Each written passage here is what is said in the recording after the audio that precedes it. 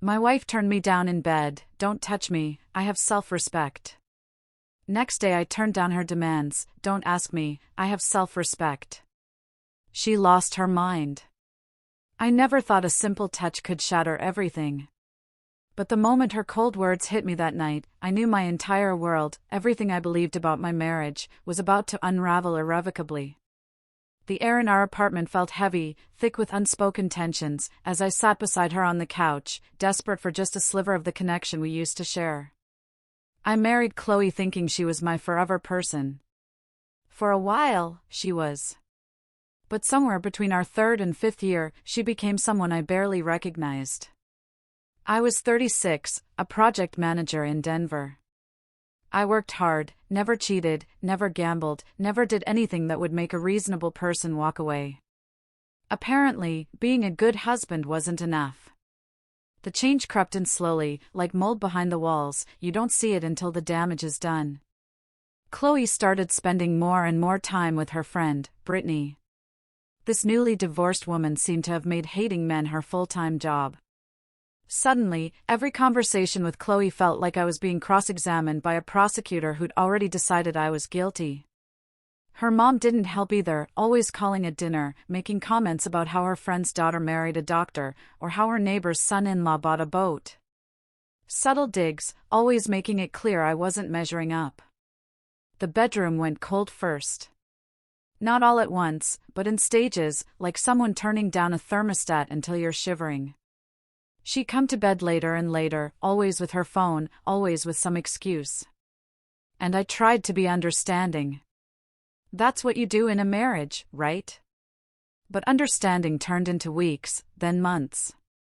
Every time I tried to initiate anything, even just holding her hand, I got the same cold shoulder, the same heavy sigh, like I was some burden she had to tolerate. Brittany was over constantly, at least 3 times a week. They'd sit drinking wine, talking in those low voices that would stop the second I walked in. I'd catch snippets, complaints about husbands, about men, about how women deserve to be treated like queens. Chloe started parroting these ideas, making comments about emotional labor and mental load, terms I'd never heard her use before. She was casting me as the villain in some story I didn't even know I was part of. Her mom would video call during dinner, and Chloe would spend 40 minutes talking while our food got cold. When I'd suggest calling her back later, I'd get accused of being controlling. Work became my refuge, which is honestly sad. Looking forward to the office because at least there, people treated me with basic respect. At home, I felt like I was constantly walking on eggshells, never knowing what would set her off. I started noticing things, how she'd light up when her phone buzzed, but barely acknowledge me walking through the door. How she'd spend an hour getting ready to meet Brittany, but wouldn't bother changing out of sweatpants for me. How our credit card had charges from stores I'd never heard of, while she complained we had no money for anything fun. My brother, Liam, lived up in Maine. We talked monthly, and he'd been asking me to visit his place on the lake. He said I seemed stressed, but Chloe always had some reason why I couldn't go. Then came that night in late April that changed everything. I came home around 7, tired, but in a good mood. I'd just closed a major deal that would mean a $5,000 bonus. I walked in, expecting maybe we could celebrate, go to that Italian restaurant she liked, have a normal conversation like we used to. Chloe was on the couch with her laptop, didn't even look up when I said hello. I told her about the deal, about the bonus, hoping this good news would break through whatever wall she'd built. "That's nice," she said, her eyes never leaving the screen. Her tone suggested it was anything but nice. I took a shower, came back in comfortable clothes, hoping the evening would improve. I sat down next to her, leaving respectful space between us. After a few minutes, I put my hand on her leg. Nothing inappropriate, just a simple touch, the kind of thing married people do. She jerked away like I'd burned her. "Don't touch me," she said, her voice flat and cold. I pulled my hand back, confusion washing over me.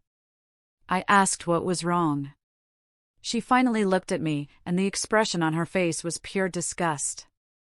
"I have self-respect," she said, emphasizing each word.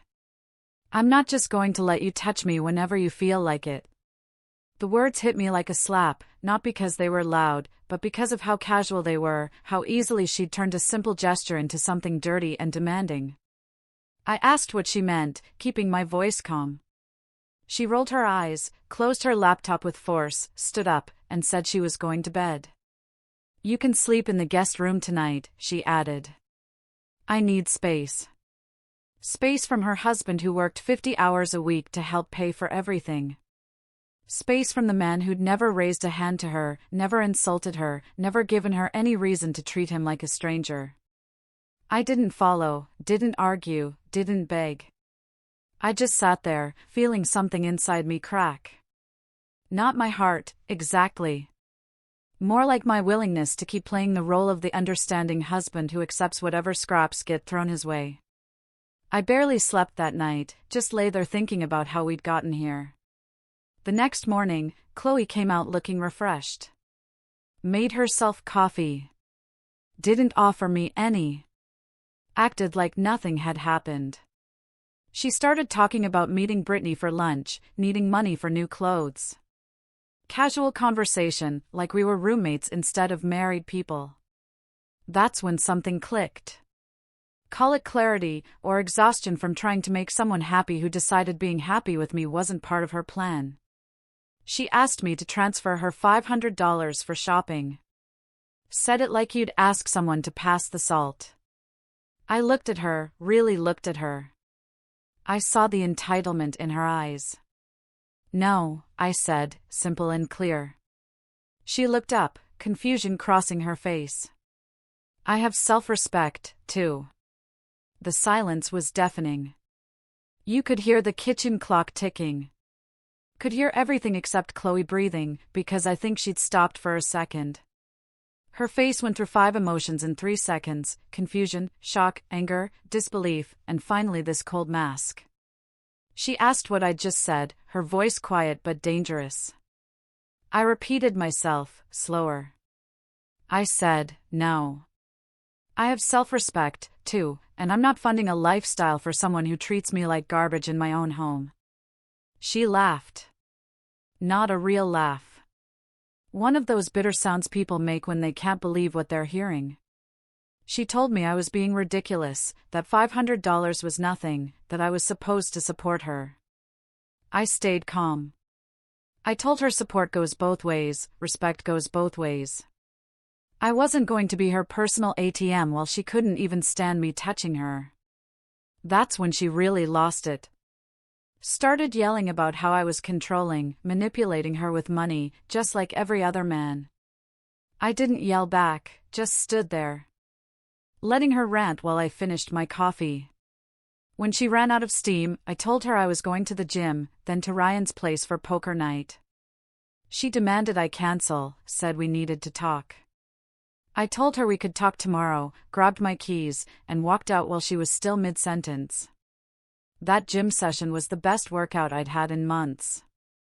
Every rep felt like I was lifting off years of resentment. Every mile on the treadmill felt like I was running away from the person I'd become, this meek version of myself who'd forgotten he had a spine. Poker night at Ryan's place was supposed to be my escape. Just me and 4 guys I'd known since college: David, Jason, Eric, and Ryan, all good people who'd watched my marriage slowly suffocate me.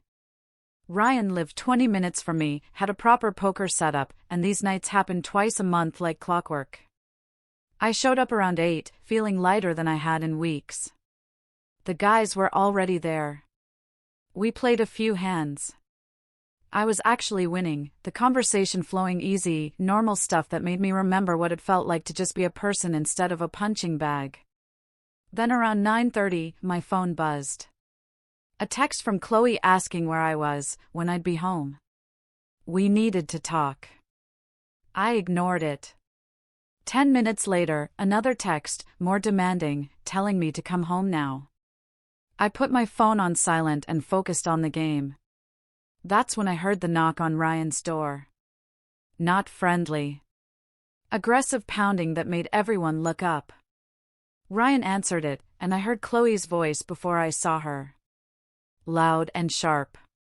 She walked into the dining room with Brittany right behind her, both dressed like they were heading to a club, not crashing a poker game. The energy in the room died instantly. Chloe looked at me with this expression of triumph mixed with anger, like she caught me doing something terrible instead of just playing cards. "We need to talk," she announced, not asked. Like everyone else was just scenery in her personal drama. Brittany stood there with her arms crossed, nodding along. I stayed seated, didn't jump up, didn't apologize, just told her I'd be home later. "We could talk then." That wasn't good enough. She started going off about how I was ignoring her, being childish, needed to grow up and face our problems instead of running away. The guys were all staring at their cards, clearly uncomfortable. Chloe kept talking, her voice getting louder, saying things about our private life that had no business being aired in front of my friends, complaining about how I never listened, how I was selfish. Brittany chimed in with supportive comments about how men always do this, always avoid real conversations. I let her finish, let her say everything she needed while I just sat there, chips stacked in front of me, waiting. When she finally paused to breathe, I stood up, calmly, pushed my chair back, looked at Ryan, and told him I was out this hand. Then I looked at Chloe. "I'll be home when I'm home." The shock on her face was something I'll remember forever, like I'd violated some unwritten rule that said she could interrupt my life whenever she wanted, but I had no right to boundaries. I walked past her and Brittany, grabbed my jacket, and left without looking back. I heard Chloe calling after me, her voice shrill now, demanding I come back, but I just kept walking. Got in my car and drove. Not home. Not yet. I drove around for 2 hours, processing how she'd actually tracked me down and tried to humiliate me in front of my friends. Brought Brittany as backup, like this was some intervention. When I got home around midnight, the apartment was dark. Chloe was in the bedroom with the door closed, and I went straight to the guest room. The next morning started World War III. Chloe was up early, waiting in the kitchen, her mom on speakerphone because apparently this required reinforcements. Her mom started in immediately about how disrespectful I was, how I'd embarrassed Chloe, how a real man doesn't walk out on his wife. I made coffee while they tag-teamed me. Didn't engage. Just listened to them tell me everything wrong with my character. Chloe demanded I apologize, said I owed her that much. I told them I had nothing to apologize for, that I was allowed to have friends, allowed to have time away from home, allowed to exist without constant supervision. Her mom called me selfish, Chloe called me cold, and I just walked away, got ready for work, left while they were still listing my failures. This became the pattern for the next 3 weeks. Chloe and her mom staging interventions. Brittany always lurking in the background. All of them treating me like I was the problem that needed fixing. I started staying later at work, going to the gym more, finding excuses to not be home because home had become a war zone. I moved my stuff into the guest room permanently, stopped trying to engage with Chloe beyond basic logistics about bills. She'd oscillate between being angry and trying to be sweet, like she couldn't figure out which approach would work, but I'd stopped caring. My brother Liam called during this time, said he hadn't heard from me in a while, asked if everything was okay. I told him honestly that my marriage was falling apart. He offered me his place on the lake in Maine if I needed to get away. Said the offer was always open. I thanked him, but said I had things I needed to handle first. Then came the barbecue at her sister's place in the suburbs. One of those family obligations I couldn't skip without causing a bigger scene. Her whole family was there, her parents, her sister and brother-in-law Daniel, some cousins, and of course, Brittany. I showed up, brought the beer I was asked to bring, tried to be polite. Chloe was performing for everyone, playing the role of the frustrated wife with the difficult husband, making little comments throughout the afternoon about how I was never home anymore, how I'd changed. Her mom backed her up, her sister made sympathetic noises, and Brittany threw in observations about male behavior patterns. I stood there grilling burgers, listening to myself being discussed like I wasn't present. Daniel pulled me aside and asked if I was okay. Said I seemed checked out. I told him honestly that I was done, that the marriage was over and everything but paperwork. He looked uncomfortable but nodded. Said he understood. The afternoon dragged on. More passive-aggressive comments from Chloe. More pointed questions from her mom about our future. Finally, around 5, Chloe announced she had plans with Brittany later, some concert downtown. She didn't ask if I wanted to go, didn't include me, just stated it as fact. I told her she should go ahead. I was going to stay and help clean up. She looked annoyed, but didn't argue in front of everyone. After she left with Brittany, I helped Daniel and her sister with the dishes, made small talk, then headed out. But I didn't go home. I drove to a coffee shop, opened my laptop, and started researching divorce attorneys in Denver. I spent 3 hours reading reviews, comparing rates, making notes. By the time I closed my laptop, I had a short list of 5 lawyers and a clear plan. The next morning, I called the one with the best reviews. A woman named Sarah Thompson, who'd been practicing family law for 20 years. I set up a consultation for the following week. I didn't tell Chloe, didn't mention it to anyone, just kept going through the motions while I prepared my exit. The consultation with Sarah was eye-opening. She asked detailed questions about our finances, our assets, whether we had kids, how long we'd been married. I laid it all out, the joint checking account, the apartment we rented, the 2 cars, my 401k, her student loans I'd been helping pay off. Sarah explained Colorado divorce law. Told me since we'd been married less than 10 years and had no kids, it would be relatively straightforward, likely a 50-50 split of assets, no alimony. She asked if I wanted to try counseling first, had to ask for legal reasons, and I told her honestly the relationship was dead. She gave me homework, documents to gather, bank statements to copy, a list of everything I'd need to file. I left her office feeling something I hadn't felt in months. Hope. I started looking at apartments that same weekend. Told Chloe I was checking out a new gym. Drove around the city instead, looking at 1-bedroom places I could afford on my salary alone. I found one in a decent neighborhood, nothing fancy, but clean and affordable, $900 a month. I told the landlord I was interested, filled out an application, and within 3 days, I had approval. I signed the lease that Friday, gave first month and security deposit, got my keys, and suddenly I had an escape route.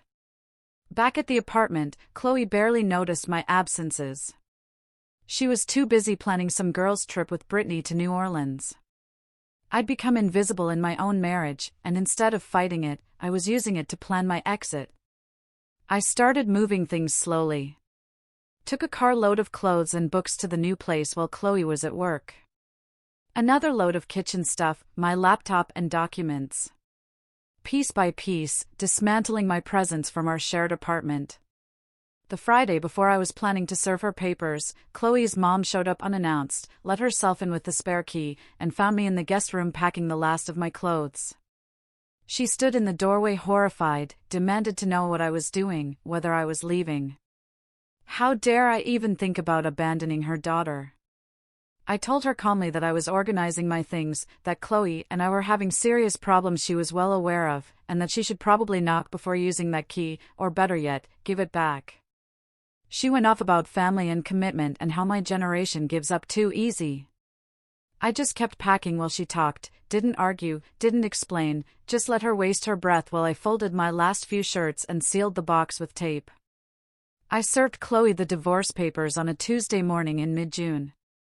Had a process server deliver them while I was at work so I wouldn't have to see her reaction. My phone exploded around 17 missed calls before I finally answered. And her voice was something between screaming and crying, demanding to know what I'd done, how I could do this to her, whether this was some kind of joke. I told her calmly it wasn't a joke, that I'd moved my essential stuff to a new apartment over the past 2 weeks, that my lawyer would be in touch about dividing assets, and that she should get her own attorney. She went through all 5 stages of grief in about 3 days. Started with complete denial, telling everyone I was just having a breakdown, that I'd come back once I cleared my head. Then came the anger phase. Text messages at 2 a.m. calling me every name in the book, voicemails from her mom threatening legal action. Brittany posted vague things on social media about toxic men and women dodging bullets, clearly about me, and I just blocked all of them. The bargaining phase was almost sad. Chloe showed up at my office 3 times in 1 week. Security had to escort her out twice. She'd cry and promise to change, say she'd go to counseling, that we could fix this if I just gave her another chance. I told her the same thing each time, that it was over. That showing up at my workplace wasn't helping her case. She tried enlisting my friends, called Ryan, asking him to talk sense into me. Ryan told her he supported my decision, and hung up. She even called my brother Liam, probably got his number from an old contact list. Liam told her flatly that he'd watched her treat me like garbage for 2 years, and I should have left sooner. None of it worked because everyone who actually knew us had seen how she treated me. Then came her attempted grand gesture that sealed everything in the worst possible way. It was early August, about 6 weeks after I'd served the papers, and I'd gone up to Liam's cabin in northern Maine for a long weekend. Liam couldn't make it that weekend, work thing, so I had the place to myself. It was perfect, remote, right on a small lake, no neighbors for half a mile. Saturday evening around 7, I was sitting on the dock with a beer, watching the sunset, when I heard a car pull up. I figured maybe Liam had managed to get away, but then I heard Chloe's voice calling my name, slurred and loud. She came stumbling down the path toward the dock. And I could tell from 50 feet away she was drunk, fully drunk, stumbling over roots and rocks, barely keeping her balance. She was wearing heels for some reason, completely inappropriate for a lakeside cabin, in some dress like she'd gotten ready for a night out, not a 4-hour drive to the middle of nowhere. She was crying and yelling at the same time, saying we needed to talk, that I couldn't throw away 5 years of marriage, that she loved me, and I was being cruel. I stayed on the dock, didn't move toward her, tried to calm her down from a distance, told her she shouldn't have driven in that condition, that she needed to leave. She kept coming, not watching where she was stepping, her heels catching on the wooden planks, and I saw it happening before it did, like watching a car accident in slow motion. Her foot caught on a loose board. She windmilled her arms, grabbed at nothing but air, and then she went straight sideways into the lake. The splash was enormous. Her scream cut off instantly by the cold water. I jumped in immediately, not because I wanted to help her specifically, but because letting someone drown wasn't an option. Grabbed her arm and pulled her toward the shallow water. She was coughing and sputtering, too drunk to swim properly. She'd lost both heels in the water. Her phone was ruined at the bottom of the lake, her makeup running in black streams down her face. She just sat there shivering and crying, asking why I didn't love her anymore. I got her a towel and some of Liam's old clothes, told her to change and sober up. Then I called a local cab company, because there was no Uber out here. They charged a fortune to come this far out. While we waited, she kept trying to talk to me, saying Brittany had been wrong, that her mom had been wrong, that she saw that now. I told her this was exactly why we were done, this complete inability to respect boundaries or act like a rational adult. The cab showed up 45 minutes later. The driver looked uncomfortable picking up this soaking wet woman in oversized men's clothes with ruined makeup. I paid him in advance to take her to the nearest hotel 15 miles away. Told him to make sure she got inside safely. Monday morning, my lawyer Sarah called. Apparently, someone at the lake had seen the whole thing, Chloe showing up drunk, the yelling, her falling in the water. Liam had mentioned it when he came up the next day. Said if I needed a witness statement, he could probably get one. Sarah said this could help our case significantly, showed a pattern of instability and harassment. The divorce moved forward quickly after that. Chloe had no grounds to contest it. No evidence of wrongdoing on my part, and no energy left to fight. We met once for mediation in late September. Divided everything 50-50ths like Colorado law required. I kept my car and my 401k. She kept hers. We split the furniture, closed the joint accounts, and that was it. The judge signed the final papers in early November. About 7 months after that night she told me not to touch her. 7 months after she said she had self-respect. Last I heard, Chloe was living with Brittany, working some entry-level position at a bank, making around $40,000, spending her weekends posting inspirational quotes about strong women on social media. Her mom still sends me occasional emails with subject lines like, "You'll regret this." And I delete them without opening them. I'm in my own apartment now, one bedroom with decent light and a view of the city. I have my poker nights back twice a month. I hit the gym 5 times a week. And honestly, I've never felt more at peace.